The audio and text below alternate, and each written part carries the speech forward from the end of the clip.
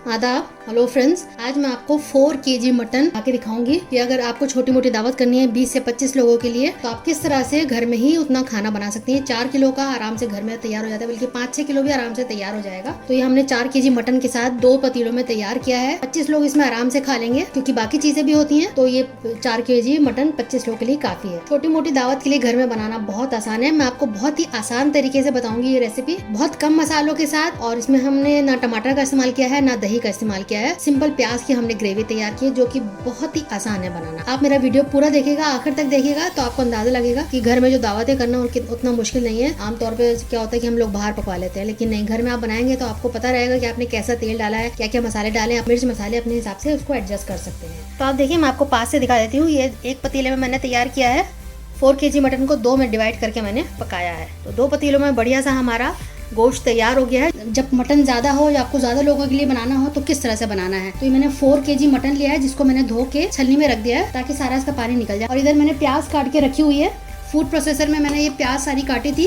प्याज ही मैंने बराबर से लिए, 4 ही किलो लिए क्योंकि इसको हम शोरबे वाला बनाना है। तो 2 जगह ये मैंने प्याज काट के रखी हुई है। 4 किलो प्याज मैंने ले ली थी। बाकी मसाले इसमें मैं बहुत कम डालती हूँ। आप मेरा देखिएगा तरीका बहुत ही अच्छा शानदार है। जब आपको ज्यादा पकाना हो कितनी आसानी से आप घर में बना सकते हैं। 10 टीस्पून लाल मिर्च ली है। 5 टीस्पून मैंने ये धनिया पाउडर लिया है। 5 टीस्पून ही मैंने नमक लिया है। 16 मैंने हरी इलायची ली है। 8 मैंने बड़ी इलायची ली है। 16 से 20 कम से कम ये लौंग है। मसाले, खड़े मसाले इसमें ज्यादा की जरूरत नहीं है। और हाफ टी स्पून से थोड़ा ज्यादा समझ लिए कि ये हल्दी है। तो समझ लिए 2 चुटकी 1 किलो के हिसाब से आप लगा लीजिए। तो उस हिसाब से मैंने इसको लिया है। 1 किलो में मैंने 6 लिए हैं। तो आप समझ लीजिए 24-25 ये साबुत लाल मिर्च है। तो ये क्योंकि ज्यादा क्वांटिटी है, इसको हम इस तरह से नहीं पकाएंगे। इसको हम सीधे कुकर में डालेंगे। पहले हम गलाने का काम करेंगे और भूनने का काम हम बाद में करेंगे, क्योंकि हम पहले भूनेंगे क्योंकि क्वांटिटी इतनी ज्यादा है। उसको भूनने में बहुत टाइम लगेगा, हाथ भी दुखेगा, चलेगा नहीं कि इतना ज्यादा क्वांटिटी है। तो मैंने बड़ा वाला कुकर लिया है 10 केजी जिसमें बन जाता है। 10 लीटर का है। तो पहले हम गलाएंगे। तो गलाने से क्या होगा कि ये दब जाएगी, प्याज भी और मटन भी थोड़ा दब जाएगा। उसके बाद इसको हम भूनेंगे। तो बहुत आसान तरीके से मैं आपको उसको बता रही हूँ। तो सारी चीजें मैं एक साथ डाल दूंगी, बस साबुत लाल मिर्च को नहीं डालूंगी। बाकी सारी चीजें मैं अभी डाल दूंगी। खड़े मसाले और साबुत लाल मिर्च को छोड़ दूंगी,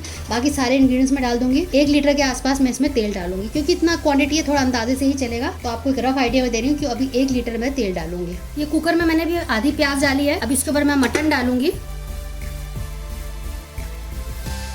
तो 1.5 केजी मैंने भी छोड़ दिया है क्योंकि मेरे कुकर में अब जगह नहीं है। मैं दूसरा कुकर लूंगी। मैंने इसमें इतना डाल दिया। अब इसमें इतनी जगह है। थोड़ी प्याज इसमें हम दोबारा से डालेंगे।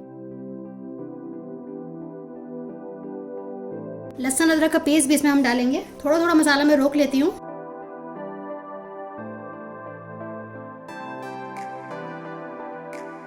अब इसमें तेल डालेंगे। आधा तेल इसमें डालेंगे, आधा तेल दूसरे कुकर में डालेंगे।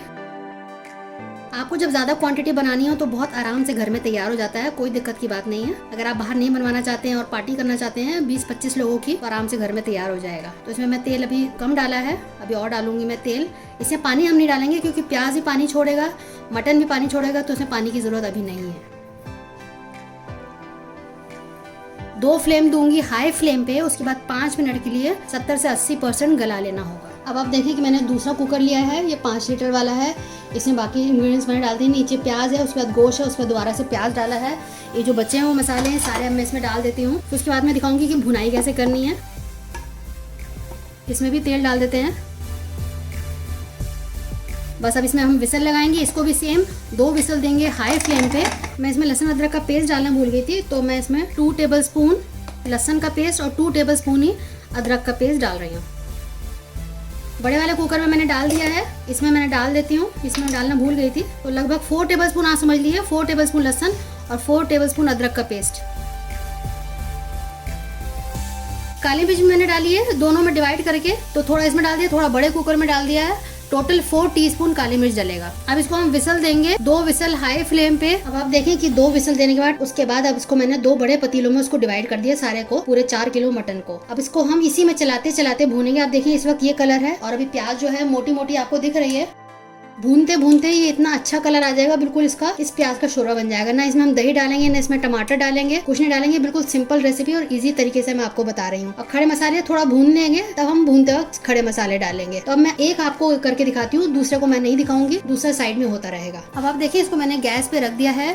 सिंपली इसको हम चलाएंगे। मैंने इसमें पानी नहीं डाला था, उसके बावजूद देखिए कितना पानी छोड़ा है। तेल भी मैंने 1 लीटर नहीं डाला था, कम ही डाला था। क्योंकि मुझे बाद में डालना था। उसके बाद भी आप देखिए कितना तेल हो गया है, वो इसलिए क्योंकि मटन का जो फैट है वो पिघल के वो भी तेल बन जाता है। तो बस अब इसको हम थोड़ा थोड़ा बीच बीच में भूनेंगे, चलाते रहेंगे और भूनते रहेंगे। बस इसमें हमें यही करना है। 5 मिनट बाद मैं इसमें थोड़ा सा जब पानी कम हो जाएगा उसमें खड़े मसाले मैं डालूंगी। थोड़ा सा इसको भुन जाने देते हैं तब डालेंगे। और भूनते भूनते वो जो खड़े मसाले को जो जायका आएगा वो भूनते भूनते इसमें आ जाएगा। बस सिंपली आपको चलाना है, इस तरह से भूनना है और कुछ नहीं करना है। आप देखिएगा अभी क्या कलर है और जब मैं भून लूंगी तो आप इसका कलर तब देखिएगा। कम से कम क्योंकि क्वांटिटी ज्यादा है, एक पतीले में 2 किलो मटन है तो इसमें टाइम थोड़ा लगेगा। तो आधा घंटा से लेके 40 मिनट इसको भूनने में लगेगा। तो एक पीछे रखा हुआ है, एक यहाँ है, तो दोनों का काम हम साथ साथ करें। 5 मिनट बाद मैं इसमें सारे मसाले डाल रही हूँ। आधे मैं इसमें डालूंगी और आधे उसमें डालूंगी। मैंने इसकी डंडियां हटा दी हैं, इसको मैं साबुत डालूंगी क्योंकि भूनते भूनते ये अपना आप टूटेगा। अगर मैं इसको ऑलरेडी पहले से तोड़ दूंगी तो इसका कचूमर ही निकल जाएगा। तो हमें ये नहीं करना है, इसलिए मैं साबुत डाल रही हूँ। भूनते भूनते अपना आप ये आधा हो जाएगा। बस आपको हल्के हाथ से चलाना है। बस आपको ये ध्यान रखना है कि बोटियां टूटे नहीं, इसलिए हमने सिर्फ 2 विसल दी हैं और उसके बाद इसको रख दिया। 2 विसल के बाद मैंने गैस को ऑफ कर दिया था क्योंकि भूनते भूनते भी गलेगा, इसलिए हमें थोड़ा सा उसकी गुंजाइश छोड़नी है भूनने की, गलाने की। बस आपको ये देखना नीचे चिपके नहीं, इसलिए नीचे तले से लगा के इसको चलाना है। पानी अभी तक मैंने इसमें बिल्कुल भी नहीं डाला है, तो आप देखिएगा अब कैसे बनता है ये। दूसरे वाले में मैंने सारे खड़े मसाले डाल दिए हैं, आप ये देख सकते हैं। और इसको भी हम चला दे रहे हैं। दोनों साइमल्टेनियसली पक रहे हैं। दोनों में हमने अलग अलग करछुल लगा रखा है चलाने के लिए। ये जो हम खाना बना रहे हैं कम से कम 25 लोगों के लिए आराम से ये तैयार हो जाएगा, क्योंकि साथ में और भी चीज़ें होती हैं। तो 4 किलो मटन से आप 20 से 25 लोग आराम से खा सकते। साथ में बिरयानी होते हैं, शामी कबाब होते हैं, वेज होता है, बाकी सारी चीज़ें होती हैं। तो मिला जुला के पूरा ये हो जाएगा। अब आप देखें कि आधा घंटा भूनने के बाद इसकी ये कंडीशन आ गई है। लगभग ये पक चुका है, गलावट में पूरी तरह कंप्लीट है ये। थोड़ा सा इसकी और हम भुनाई करेंगे। आप चाहें तो आप कुकर में भी हम कर सकते थे, लेकिन कुकर में क्योंकि इसको चलाना आसान नहीं है, क्वांटिटी ज़्यादा है, इसलिए इसको मैंने पतीले में पलटा है। अगर आपके पास बड़ी बड़ी कढ़ाई हो तो कढ़ाई में भी आप इसको पलट लेंगे, क्योंकि उससे मैन्यूवरिंग आसान होता है, इसको चलाना मतलब आसान होता है। तो आप कढ़ाई में भी कर सकते हैं, या चाहे तो आप खुले बड़े बर्तन पतीले में कर सकते हैं। एक बड़ा पतीला हो उसमें कर लें, क्योंकि मैंने इसको 2, क्योंकि मुझे नॉर्मल गैस है मेरा जिसमें मैं पका रही हूँ, तो उसमें 2 इस तरह के पतीले लेके मैंने 4 केजी मटन तैयार किया है। तो आप चाहें तो बड़ी कढ़ाई में भी इसको कर सकते हैं, उसमें चलाना बहुत आसान हो जाता है। तो बस आप सिंपली देख सकते हैं कितना अच्छे से कायदे से इसका रंग आ गया है। थोड़ी और भुनाई होगी 10-15 मिनट, तो इसका और कलर अच्छा से आ जाएगा। एक तरह का ये समझ लीजिए कि भुना हुआ गोश्त है जिसको हम भून भून के पका रहे हैं। इसमें भूनना बहुत जरूरी है, भूनने से ही इसमें पूरी लज्जत आएगी। आप देख सकते हैं मैंने मसाले कितने कम डाले हैं, खड़े मसाले भी मैंने बहुत कम डाले हैं। और इसमें बेसिकली प्याज का ही हम शोरबा तैयार कर रहे हैं, तो प्याज की वजह से जो मिठास होती है वो रहेगी। उस मिठास को बैलेंस करने के लिए हमने इसमें मसाले डाले हैं, उससे बैलेंस हो जाएगा। जो लाल मिर्च डाली है, साबुत लाल मिर्च, नमक, उससे मसाले बैलेंस हो जाएंगे।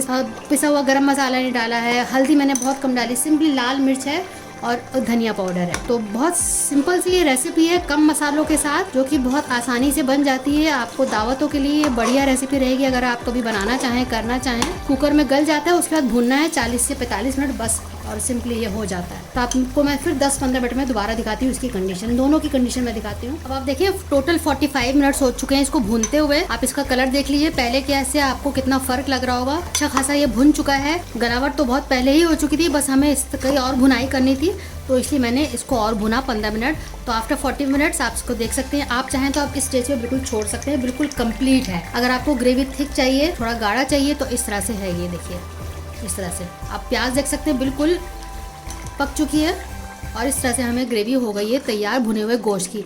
अब आप चाहें तो इसको ग्रेवी वाला बना सकते हैं। तो मैं क्यों ग्रेवी वाला तैयार कर रही हूँ, तो इसमें मैं पानी डालूंगी गरम अपनी ग्रेवी के लिए। पानी डालने के बाद इसकी ग्रेवी कैसे तैयार होती है वो भी मैं आपको दिखाती हूँ। वैसे इस वक्त आप चाहें तो छोड़ सकते हैं, भुना हुआ गोश्त आपका कंप्लीट है। सिर्फ 5 मिनट इसको मैं और फर्दर पकाऊंगी। इसका जो ऑलरेडी पानी है इसको मैं सुखाऊंगी, उसके बाद मैं पानी डालूंगी, तब मैं इसमें ग्रेवी के लिए पानी डालूंगी। अब मैंने इसमें नमक चखा है, तो मैं नमक डाल रही हूँ। पानी डालेंगे, हल्का गर्म पानी मैंने कर लिया है।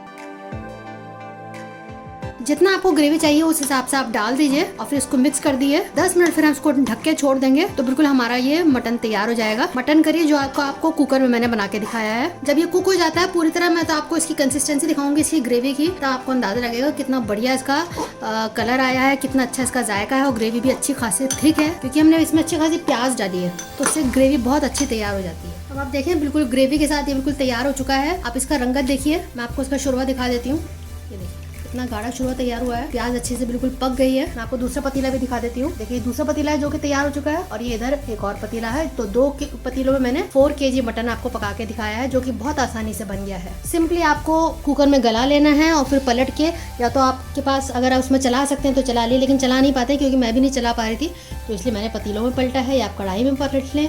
और फिर मेरे तरीके से एक बार जरूर बना के फीडबैक हमें दीजिएगा। हमें आपके फीडबैक का इंतजार रहता है। अच्छा लगता है जब आप फीडबैक देते हैं और उनको पढ़ना अच्छा लगता है, उनको जवाब देना भी बहुत अच्छा लगता है। रेसिपी अच्छी लगे तो शेयर कीजिएगा अपने दोस्तों के साथ, अजीजों के साथ। अगली बार मिलते हैं किसी नई रेसिपी के साथ।